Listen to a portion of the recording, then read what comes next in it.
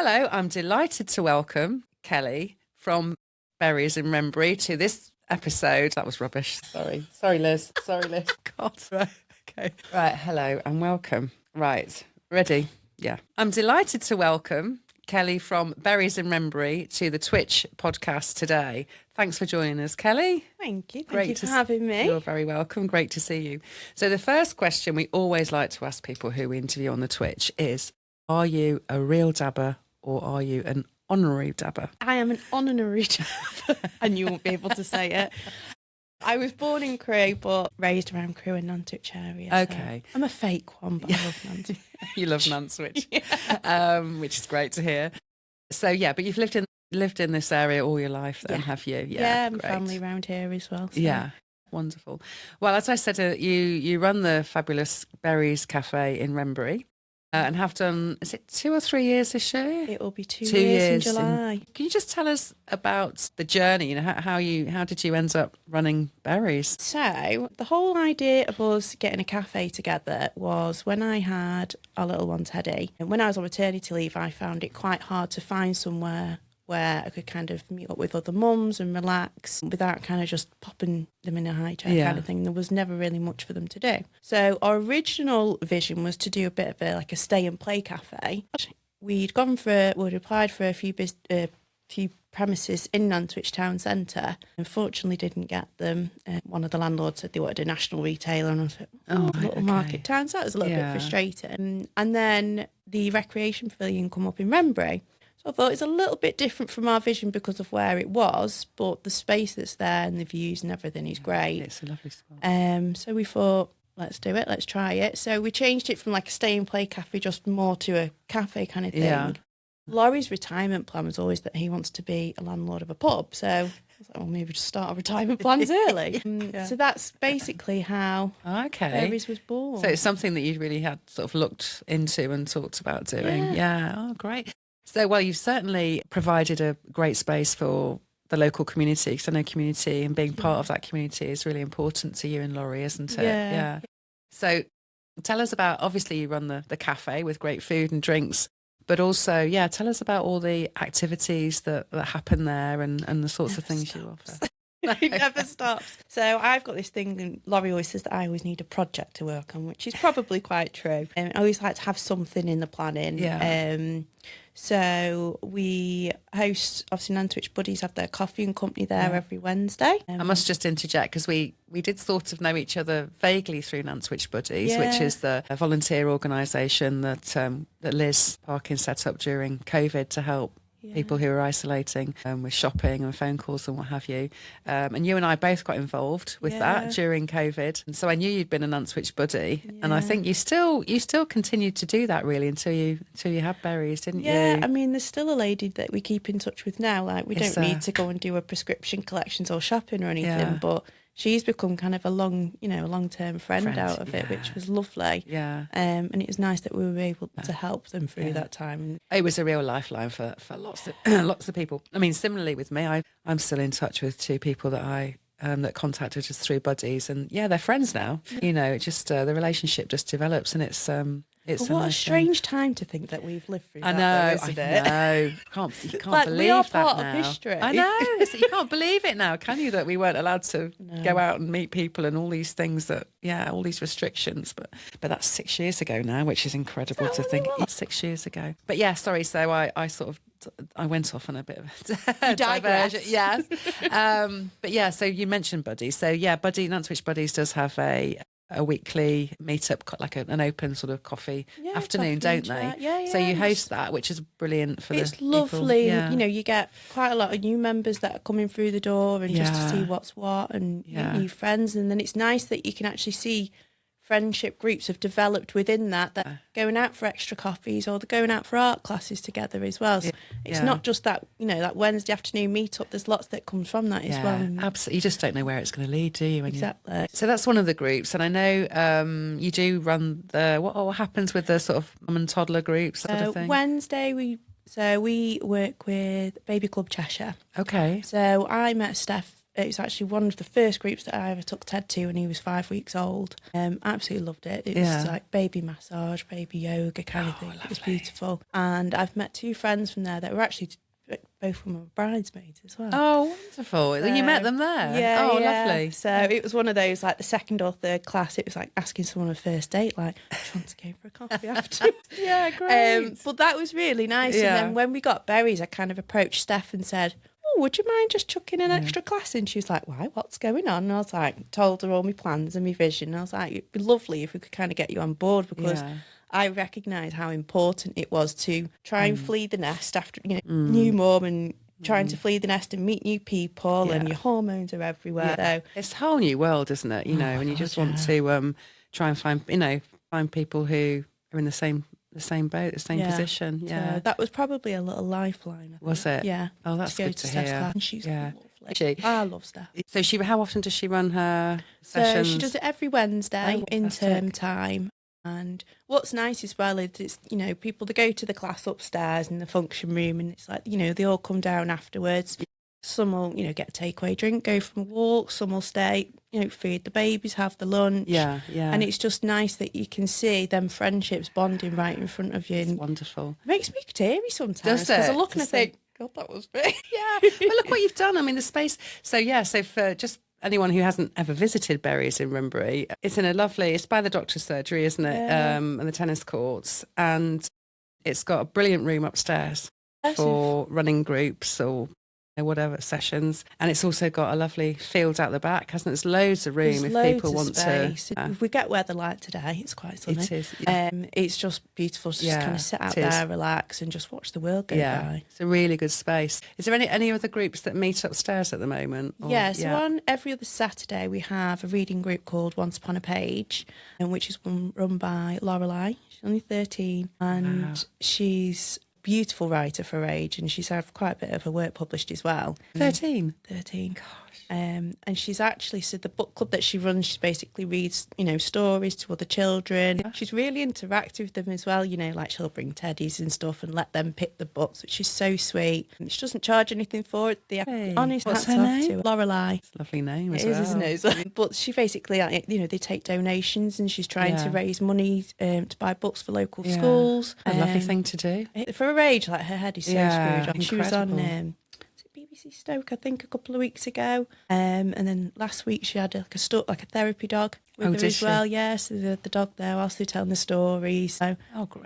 That sounds wonderful. So that's for children to go in and she'll read them. That's open to anybody every other Saturday. And is it well attended? Yeah, I mean, she's only recently started doing it in the past kind of few months, probably just a little bit before Christmas, to be fair. Yeah. So it's just kind of like building, to know that she's there, what it's all about. What she's doing fabulous. Oh, that sounds great. Sounds wonderful. Yeah. And I know you have your bike nights as well, because that's one of your hobbies, isn't it? We're a little bit of a petrol head, is me and Laurie.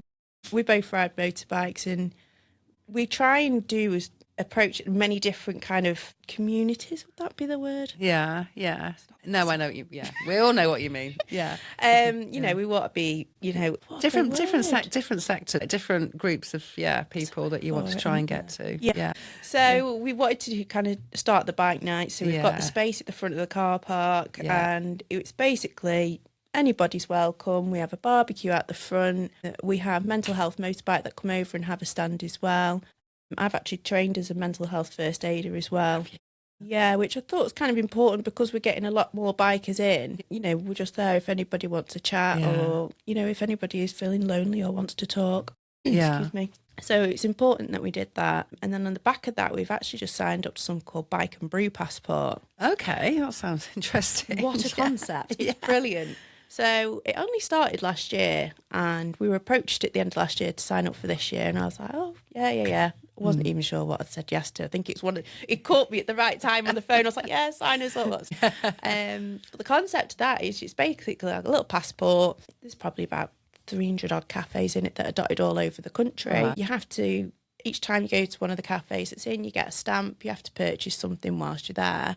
And the more kind of stamps you get in your passport, you send it off and you're entered into a raffle at the end of the year, and there's motorbikes and all sorts up for grabs. So sounds incredible. Because you're meeting new people, they're exploring new cafes, roads, and they're meeting other people that are there, getting their stamps when they're there, so you can see little friendships forming there. So it's been incredible for us. I think it started on the 1st of April and we're over 200 stamps already. That's amazing. It's a great thing to be part of. It's a bit of something different, and we'll definitely do it again. Yeah. So have you and Laurie always been into your motorbikes then? I think we've probably both got petrol in our veins growing up. I actually used to race motocross from about 12 years old. Oh, did you? Up till I was about 17, and then I had quite a lot of accidents with my leg and whatnot. I got to kind of said, like, you've got to stop. Yeah. So I did. Laurie's always been into racing his classic cars, so he races with his dad a few times a year. And he got a motorbike when we first got together, and I kind of got a little bit jealous because I wanted to go on it. And I ended up doing my bike test. Yeah. And I was actually 5 months pregnant with Teddy when I did it. God knows what I was thinking. But so then I kind of stole his motorbike off him, and then he got another one. So, and then we ended up just sharing one now because we don't really get the opportunity to go out together. No, so that's right. But we'll ride a lot more different now. Though. A lot more careful. Yes, absolutely.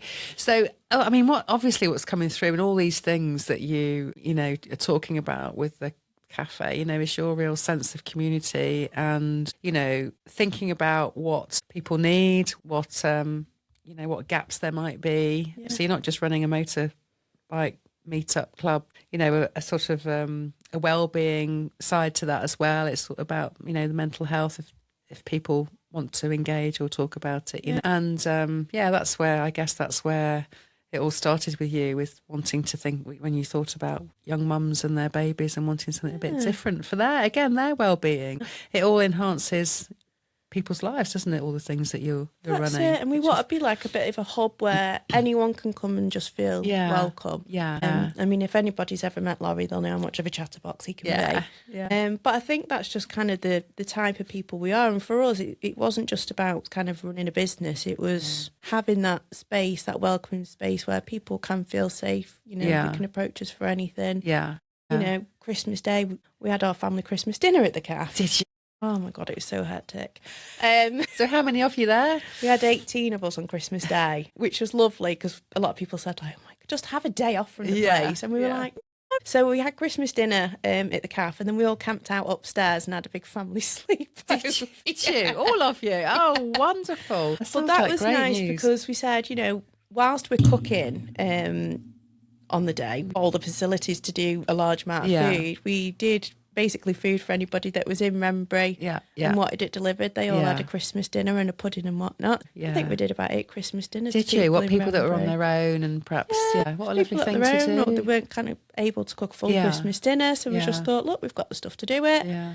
And then just chopped it all off, and it was fabulous. Real community spirit coming through, absolutely. What was nice as well is that a lot of people that have like spaces in the cafe to sell things and things like that, or suppliers, we'd approached them all and said, like, could you donate anything towards, do a little hamper for them? Yeah. So if they are on their own, they've got something to open and to enjoy on Christmas Day. And loads of people got on board with that, which was nice. Right. And customers had donated little things, little gifts to put in these little hampers, which was really sweet. People are so kind, aren't they? They are. Wrenbury is such a beautiful place. It is, There's a lot of kindness around. I think, it's easy to get dragged into all the bad news that's going on in the world, but there's a lot of kindness, and I think we both saw that again going back to Nantwich Buddies during the pandemic, and not just with Nantwich Buddies, but UK wide, the volunteers really kind of they did really sort of stepped up a gear, and so many people wanted to help others. It was really quite heartwarming to see, wasn't it? So the cafe there, and obviously we've talked about lots of groups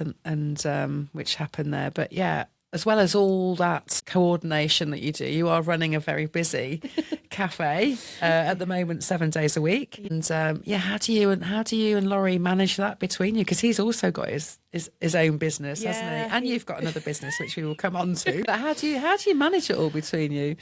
God, how do I manage that one? And with Teddy as well. He's only 3. We just wing a lot of it, I think, to be honest. It must be really well organised. I think there's been parts of when we kind of we opened the cafe, and I thought, crikey, what have I done? And it's a lot harder work than what I ever thought. Is it? A lot harder. which is fine. I'm not scared of hard work whatsoever. And I think it actually took me to a point where I had to kind of take a bit of a step back because I'm like a bottle of pop. I'll just fizz and fizz and fizz until it just goes, and then it's like, oh. But I think I actually started to take a step back and said, I can only be the best version of Kelly if I look after myself first. Yeah, that is so true. And I did. I got myself a personal trainer, started going to the gym. I actually enjoy going to the gym now, which I never thought I'd say.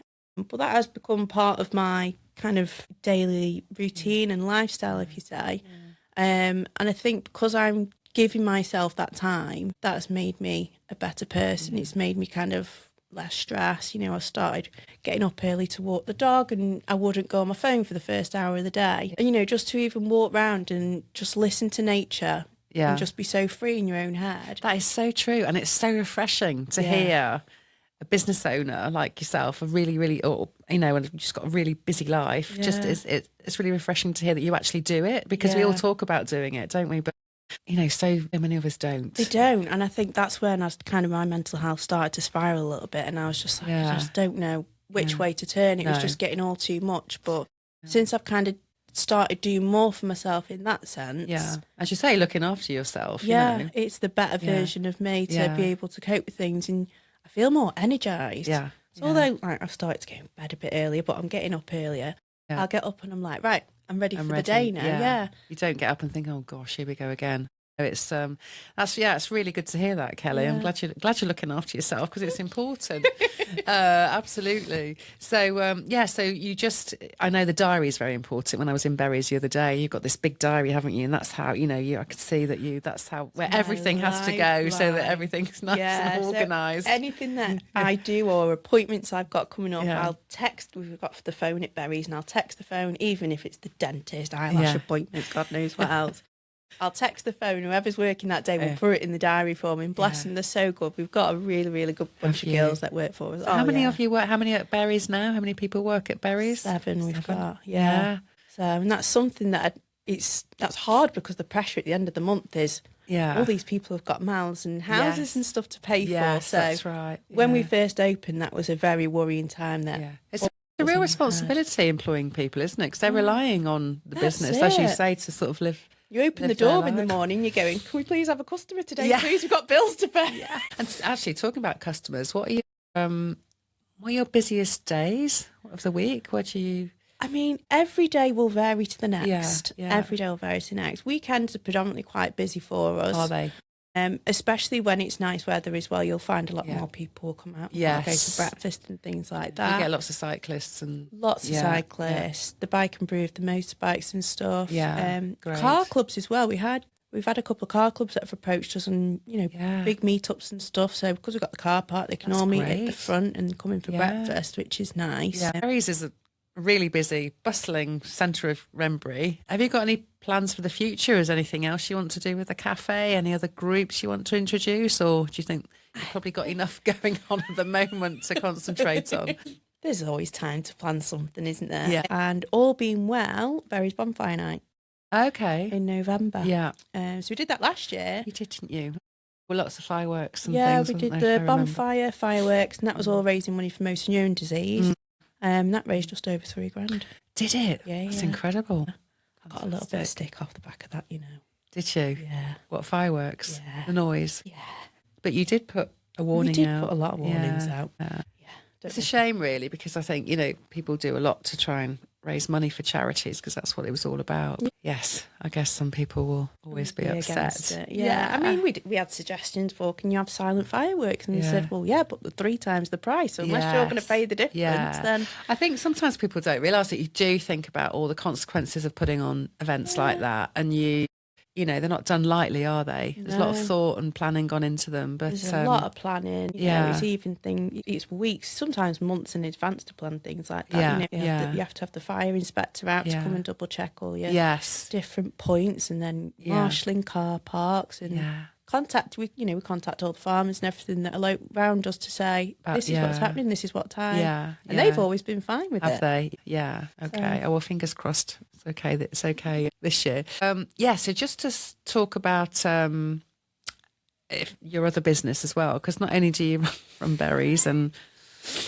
have a small child and run all, involved with all the groups and everything else we've spoken about. But you do have another business that you run. Would you like to tell us about that? So when we'd had Ted, I had like a little sideline, we'll call it, and I'd started doing balloons randomly, and I was just doing like little balloon things and Elf on the Shelf and things like that. That was really popular. And I really started to enjoy it because I thought, well, once Ted's gone down to bed, like I can just blow up a few balloons. It won't take much. And then over the years, that's just kind of like grew and grew. And we've, do like soft play, bouncy castles and big setups. And I really enjoy it because that's kind of brings out my creative side. Yeah. And to me, it doesn't feel like work. No. Because I find it quite relaxing and, be able to do all these. I always add like little extra bits on that I probably don't need to. But yeah, I just think that's a nice little creative side. And actually, Ted sometimes comes with me to set things up. He'll be bouncing on the bouncy castle, pulling his loves it. He's got his little trolley, so he'll help me unload the stuff and stuff like that. So it's really sweet. Oh. So what's that business called? That's Clouds of Colour. Clouds of Colour. Yeah. Okay, so you do you offer all sorts of decoration and anything for parties, yeah. And is that what area do you cover with that? Anywhere where the money will take me. Yeah.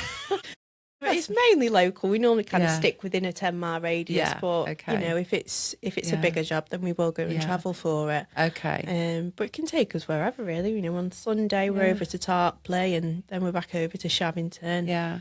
So I really enjoy it. Events that stick out, the ones that you've particularly enjoyed doing? It's got to be Ted's party. birthday party. Yeah, so tell us about that. What sort of thing did you do? So I love a theme. Yeah. For anything really, I love a theme. And Ted loves dinosaurs, so we did like a Jurassic Park and transformed the village hall into a jungle. And that was just fun again. That was just getting creative and just the small little details. And Laurie's like, where do you think of these ideas from? I'm like, I don't know. And we'd done like for the food, all the food was themed, and we had Maltesers which we'd labelled as like pterodactyl poop, and it's so extra. It doesn't need to be. And he'll never remember it. He's 3 years old. You enjoyed it. So much fun doing it. Yeah. But the mums, the other parents that go must be tearing their hair out after seeing all the effort that you went to with the Teds. How on earth does anybody top that one? They just look and go, she's got far too much. Oh, wonderful. Sounds great. Yeah, so great fun. And I did sort of mention that Laurie had got a business as well, hasn't he? He's involved with transporting cars. Yeah, so he's had his own, he's had V10 transport since before we got together, actually. So it was about 7 years ago. Yeah.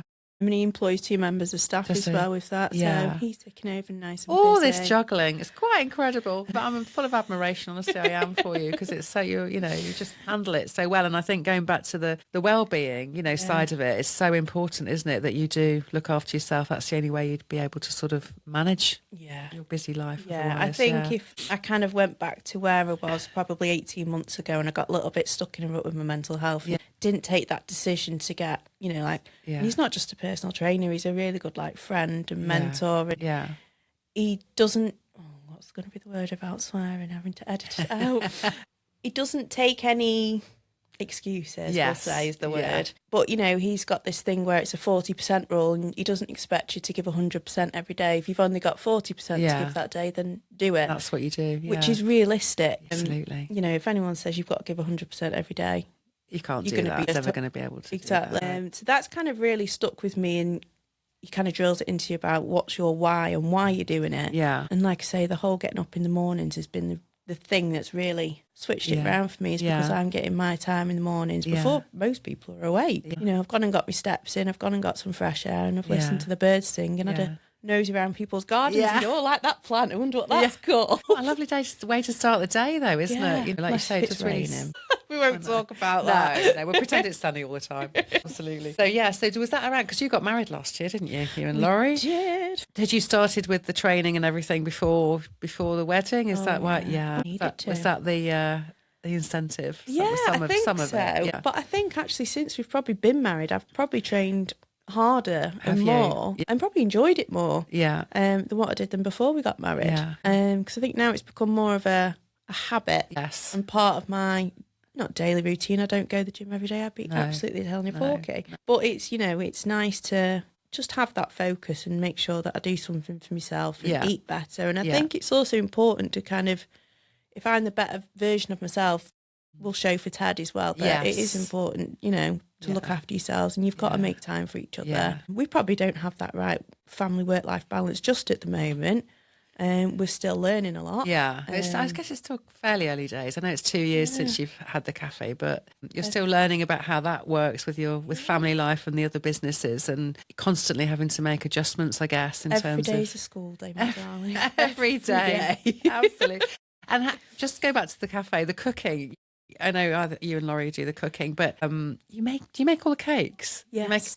I couldn't believe that. Yeah. They are. Is that something you've taught yourself? I've never baked in my life before I got that place. Haven't you? When we first opened, we were buying in the cakes. Yeah.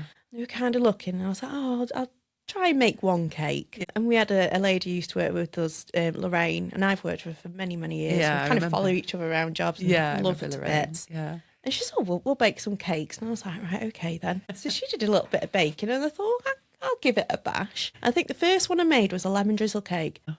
Beautiful. Was it? You surprised yourself. And then I thought, well, I'll just try and, get a little bit adventurous with things. Yeah. I probably don't do as many different flavours as what I could do, because a lot of it's time or getting there early and getting it all baked off before. Yeah, I think people really appreciate a good homemade cake. Yeah, absolutely. Yeah, they do. The cakes are fabulous, I have to say. And you get a really good size piece of cake.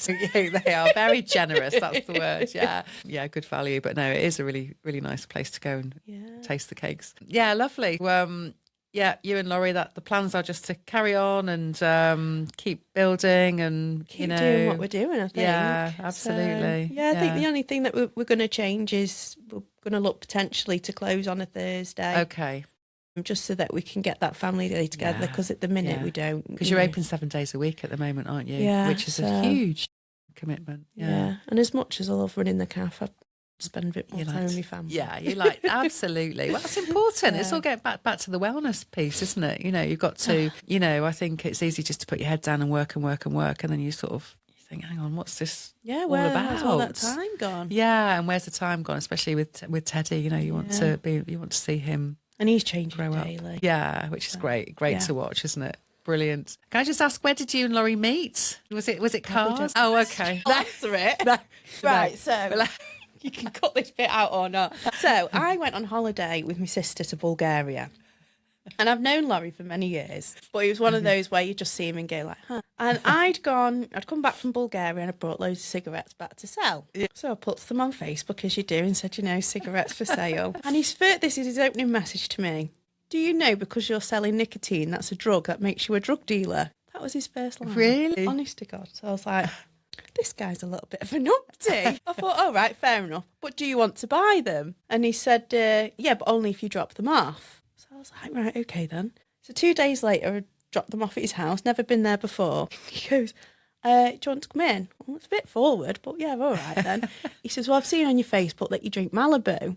He says, so I've got you a bottle of Malibu in. I thought, this is a bit weird, this guy. Anyway, I went in, had a drink, and then I never left. Really? So that's the romantic story. I love that story. So he was kind of stalking you, really, wasn't he? Yeah, I'll say that.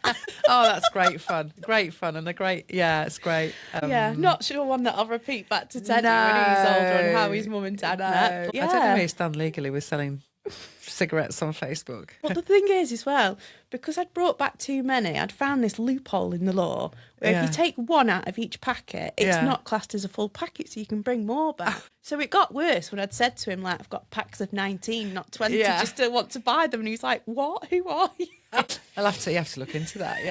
Oh, I've never heard a story like that before about people meeting. You probably don't want to, my darling. No. Oh, it's interesting though. You never know, do you? It's a bit different. It is a bit different, definitely. Brilliant. Okay, well, I think, Kelly, we've had a great conversation. Loved it. Well, we've loved having you. Thank you. Thank you for coming along and joining us on the Twitch. Thank you very much. And for anybody that hasn't been to Berries Wrenbury, definitely go down there. And it's a really nice place, especially, well, any time of year. But, we're coming into the summer, the sun's shining, and there's a lovely big decked area at the back. And it's just a really nice place to sit and chill and ponder. So, Kelly, thank you very much. Thank you, my darling. Thanks for having me. 1, 2